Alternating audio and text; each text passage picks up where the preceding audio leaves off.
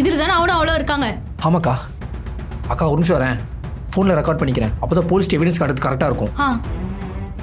இப்போ திறக்கா.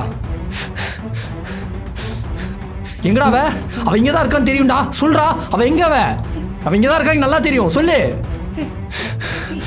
தொரடி தொர, எங்க இருக்க? என் அக்கா வாழ்க்கை நாசம் பண்ணிட்டு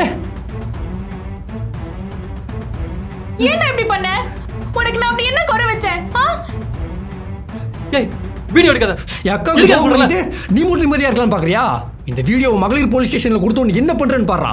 எச்சக்கல நாயே, உனக்கு எதுக்குடா கல்யாணம்? டேய் அவனே என்ன முறைக்கிற?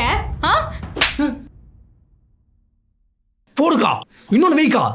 உன் மேல இருந்த நம்பிக்கையில தானே நீ எப்போ வீட்டுக்கு வந்தாலும் யார் கூட சிரிச்சு சிரிச்சு பேசினாலும் ஏதாவது ஒரு வார்த்தை கேட்டிருப்பேனா? உனக்காக தானே என் அம்மா அப்பா தம்பி தங்கச்சி எல்லாரையும் தூக்கி போட்டு உன் பின்னாடி நாய் மாதிரி ஓடி வந்தேன். இதெல்லாம் எதுக்காக? உனக்காக மட்டும்தான். ஏன்னா எனக்கு உன் மேல அவ்வளவு லவ் இருந்துச்சுடா. குடும்ப வாழ்க்கையில ஒருத்தர் இன்னொருத்தருக்கு பண்ற துரோகம் இருக்கே, ஐயோ. உன்னை போய் நான் 5 வருஷம் லவ் பண்ணி கல்யாணம் பண்ண. எங்க அக்காவை ஏமாத்திரியா? ஐயோ, என் வாழ்க்கையே இப்படி நாசமா போச்சு. இந்த மாதிரி நேரத்துலயா நான் கர்ப்பமா இருக்கணும்?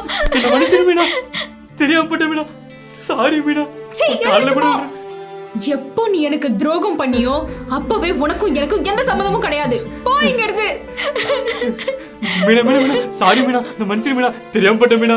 மீனா வாடா, போலீஸ் ஸ்டேஷன்ல இருந்து என்ன பண்றன்னு மட்டும் பாரு நாயே. மீனா சாரி மீனா, தெரியாம போட்ட மீனா. மீனா மீனா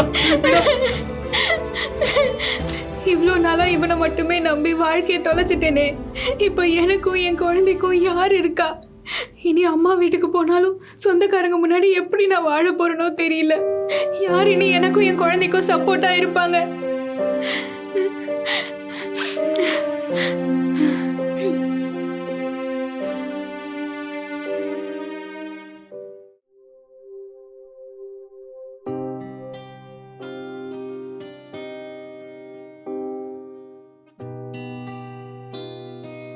அக்கா, நீ எதை பற்றி யோசிக்காதக்கா.